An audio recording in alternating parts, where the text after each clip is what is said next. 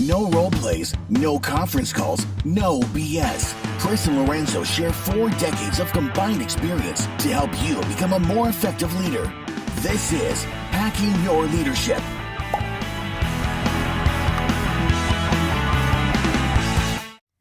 Hey everyone, this is Chris. And Lorenzo. And welcome to our Best of Saturday series. Now that we have hundreds of episodes, we get a lot of listeners asking us where to start. So we'll be selecting some of our most popular episodes to share each Saturday from our years of podcasting. We hope you enjoy it. Welcome to Hacking Your Leadership. I'm Chris. And I'm Lorenzo. And Lorenzo, on this episode, I want to talk about French and Raven's 6 bases of power. All right. I like power. Power's cool. Absolutely. So if you've never heard of this before, this is something that it's been around for a long time, almost 60 years. And this is really important if you're a leader of people, because your power as a leader comes from one of these 6 places or a multiple of them. And in an ideal situation, maybe it's a multiple of a lot of them as opposed to just 1 or 2. And I want to kind of briefly go over those, and then we can talk about this, because I've had situations in my career where the power I have as a leader is more heavily rooted in one of these than another, and that can feel really tenuous as a leader, like it could go away. And so if you're a leader and you're feeling this, this might be what it's rooted in, and it might be a reason to kind of like do a self-inventory of this and kind of figure this out and change it up. So the 6 bases of power, according to French and Raven, you have legitimate power, coercive power, expert power, reward power, referent power, and informational power. And, legitimate power is what you've been given formally. So it's your title, basically. You're somebody's boss because you've been given the title. Coercive power is what you can threaten somebody. Expert power is basically you are a subject matter expert. People come to you because you know a lot more than they do. Reward power is what you can give people. Like you have the ability to dole out either raises or bonuses or opportunities, and so you have power because you have that. Referent power is what you've earned through admiration. So like you kind of people see you getting rewarded for the things that you're doing, and now you kind of have some influence and power there. And then informational power is what you know, and this is the you kind of painted a space for yourself within an organization because you really know how to do something well that maybe nobody else knows how to do. And again, if you're a leader of people, you probably have several of these that make up the power you have. So the first thing I want to do, Lorenzo, is ask you, in the roles that you have had, is there one of these or more of these that you feel like has been a larger percentage or larger part of the power that you've had as a leader? Yeah, absolutely. I think for me personally, I'd probably say expert, reward, and informational are the 3 that kind of stick out to me, just based upon, the feedback that I've been given and kind of where I feel most of my ability to influence people it really comes from, is I think those 3 spaces the most. Obviously, like legitimate power and having the kind of the name tag and the title is helpful, especially in certain situations. But I think that how it's leveraged, how I leverage that, is more, it falls into the reward space. So I'll give you an example. One of the things that I know we've talked about on the show before, one of the things that I really make sure that I do quite often is when I want to give somebody recognition for a job well done, I will let them know not just what it was specifically they did, but who told me that they did it if I didn't observe it myself. Definitely. So if I'm a leader of leaders and there's other leaders involved, I want that person to know where that came from. Sure. Because I know the weight of my legitimate power in my title. If I'm coming out to tell somebody or talk to somebody about a job well done, I know that can have a much larger effect on how they feel about the work that they're doing. But more importantly, how I can help to push maybe and move some of that power to the other leader who was the one that was the advocate of that person is also really, really important, so that they understand and build a relationship and trust with them. That there's something that they can kind of go on from a long-term standpoint. So those are kind of the 3 for me that stick out immediately, and that I feel over time that I've kind of learned how to leverage and lean into at certain times. So those actions are helping to increase the reward power of your leaders who have to lead the rest of the team, and you want to make sure that the relationship there is strong. I think legitimate power is something that I have always had a tough relationship with, because I have shied away from it a lot. And the reason I've shied away from it is because in my own career, there have been times when I move very quickly, and I'm a doer, and I try to get things done as quickly as I can. And sometimes that can steamroll over people. Sometimes I don't stop to kind of think about whether or not people are coming along for the ride. I assume if they're coming along for the ride that they want to. And if I have legitimate power in a title, that might not necessarily be the case. Maybe they're coming along for the ride because I'm their boss and they feel like they have no choice but to. And that has always worried me because I want people coming along for the ride because they want to. If for no other reason, then they'll do better work. They'll be more engaged, and the output will be better if they actually want to do it, not if they're doing it because they think they're going to get in trouble if they don't do it. And it's only been recently in my career that I have kind of like tried to make peace with this a little bit and understood that legitimate power is good sometimes, but only if you own it in the context of the responsibility that you have. And so as a leader of people, if I'm thinking that I have legitimate power, it's not I have legitimate power, so you better do what I say. It's I have legitimate power, which means I have a really heavy responsibility to own these people's growth and development, and that the title of boss or leader or whatever that is not added power necessarily. It's added responsibility. My responsibility is to get this and this and this done, and to own a set of results that have to be delivered, and to be able to do that, leveraging the talent and the roles that report up through me. If I look at it in that respect, I feel like I have a better relationship with legitimate power. If I look at it as something to fear or to shy away from, then I think that has hurt me when I've done it in the past. But it's still something I struggle with because at the end of the day, I really want to make sure people are following me because they want to. I think it's a great point, and it's something that I've always told people that people shouldn't follow you because of the title. Like if you have to lean into the title, right, or say because I'm the boss or because of this, then you really lost the entire element of trust in you as a leader. Sure. Because they're only doing it because you told them to, versus helping them to understand how it's mutually beneficial in their careers. Now, coercive, I think, is one of the things that I think about quite often. And let me tell you why. Like on an individual basis, if you have to kind of the terminology is like, what can you threaten, what you can threaten, right? I look at that as like the conversation around like, if you don't do this, you could lose your job. And sure. I agree. Like that's not something that if you land there as a comment that you have to make, I think there's a lot of work that wasn't done previously. However, I think coercive as a leader is critical to making sure there is direct and consistent accountability across the team, so to allow other people on the team to be successful. So if you're not having coercive conversations with people that are not doing their job, they're not showing up for the team, they're not doing even minimum expectations of the work. If you're not having coercive conversations with them, then what that shows the rest of the team is that you don't have to do the role, or you don't have to meet expectations, and you still get to stick around. I think we talked about this, I know it was a year ago or so, but like the what happens when you leave bad performers on a team, and how that can really cause an issue culturally. I look at coercive as the same way.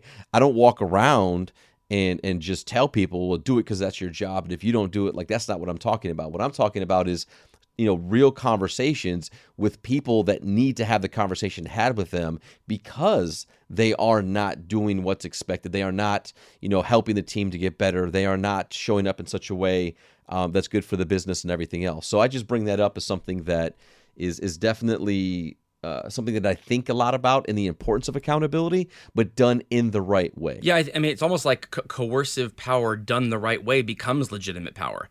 Coercive power, if it starts out that way, it is going to erode the trust between you and a member of your team.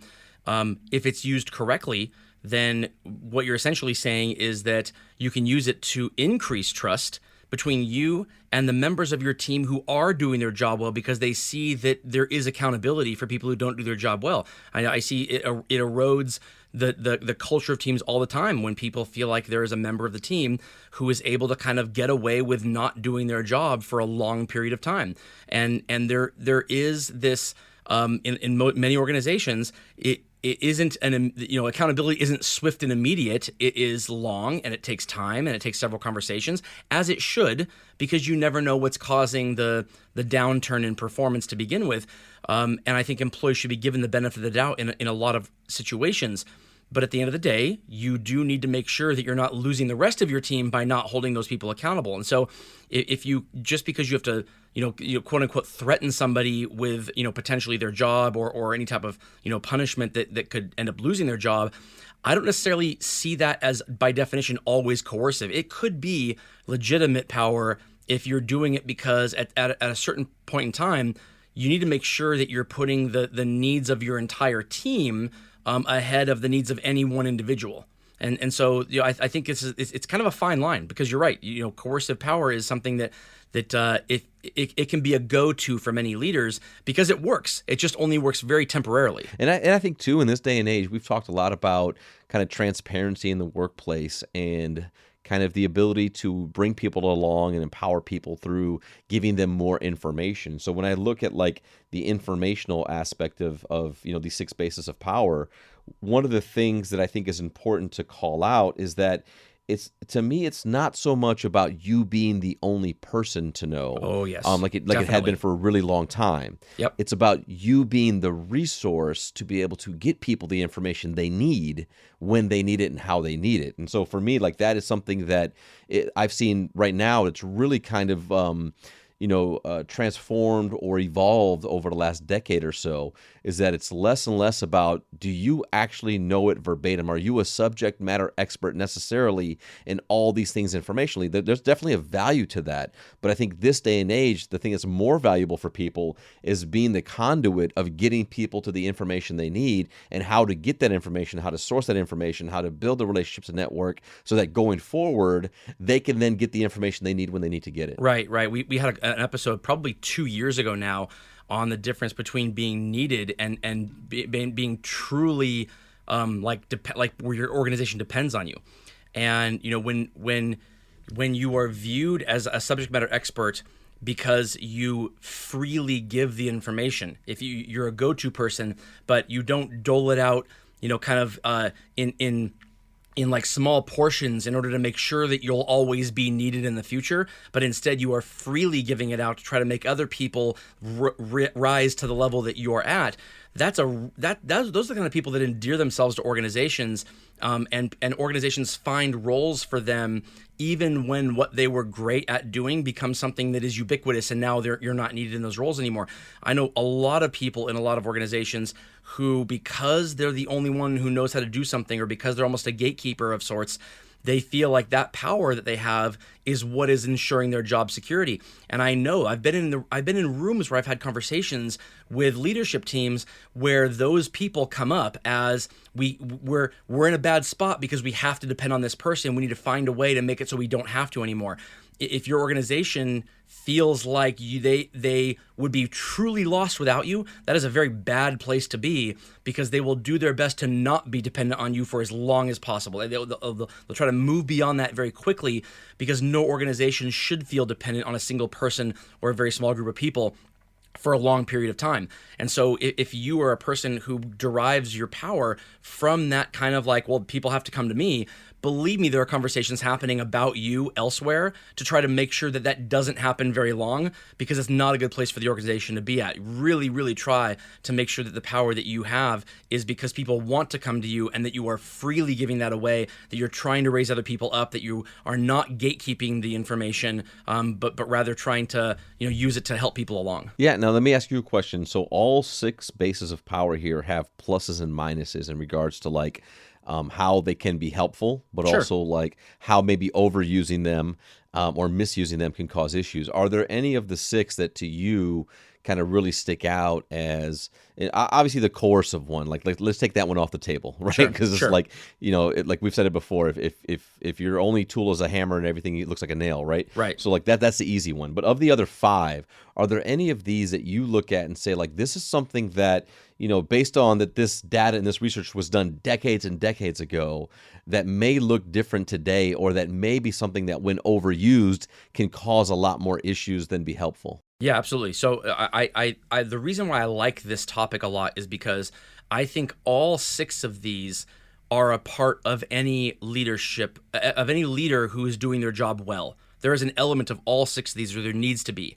And depending on the culture, the organization, the time, your own personal go-to, what you're trying to do in the team that you're on, whether this is a well-oiled machine that runs well or a team where you've been brought in to overhaul it and change the culture and to fix something that is failing, all those things go into what type of balance has to be on these six items. And at any given moment or any relationship you have with some of your people or at whatever you're doing in your career, you might have one or two of these weighted more heavily than the other. And you need to be able to draw on all of them. And so when this was written, in 1959, the legitimate power, I would say, would be a much higher part of a leader's role. If you just look at the lack of transparency, the lack of ability to kind of move on from one organization to another without losing a pension or having huge consequences, this kind of like why you're stuck somewhere, basically, the legitimate power and the coercive power probably play a much stronger, or a much larger role in the life of a leader.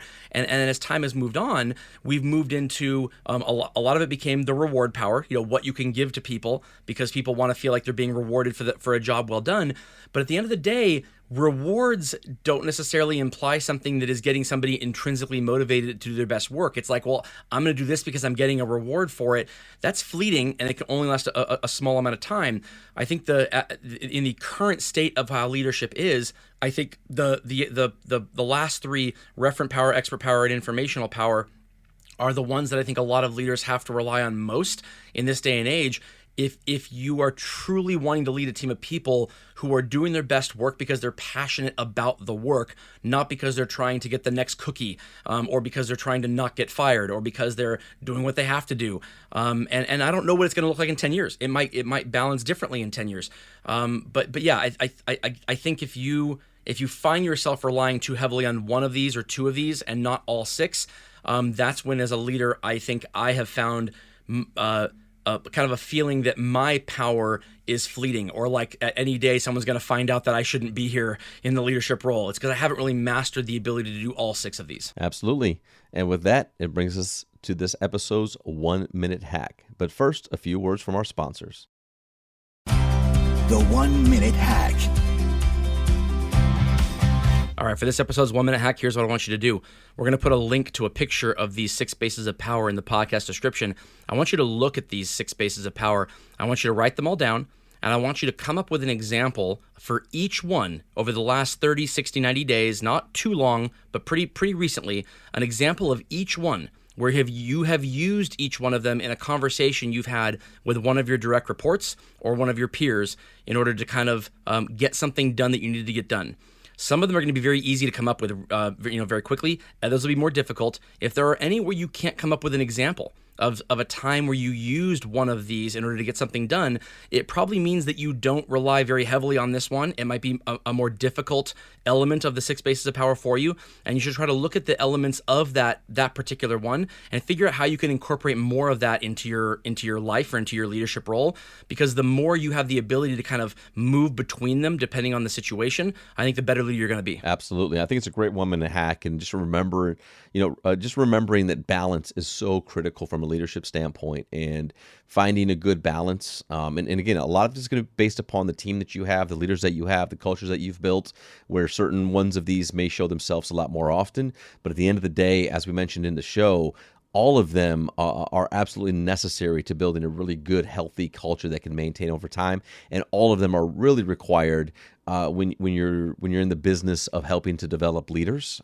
They need to also not only experience all 6 of these by you as their direct leader, but also be able to show you how they balance the 6 of these as they continue to grow in their own careers. Right. And also your people will know which of these, even if they can't name them, they'll know which of these you derive your power from. And if it's too heavily weighted towards one or two, the lack of the others will be exploited by your people, by the ones who don't want to do a good job and who want to be able to move through their job, with less engagement and less performance, but not be held accountable to it. Absolutely. And with that, it brings us to the end of this episode. This is Hacking Your Leadership. I'm Lorenzo. And I'm Chris. And we'll talk to you all next time.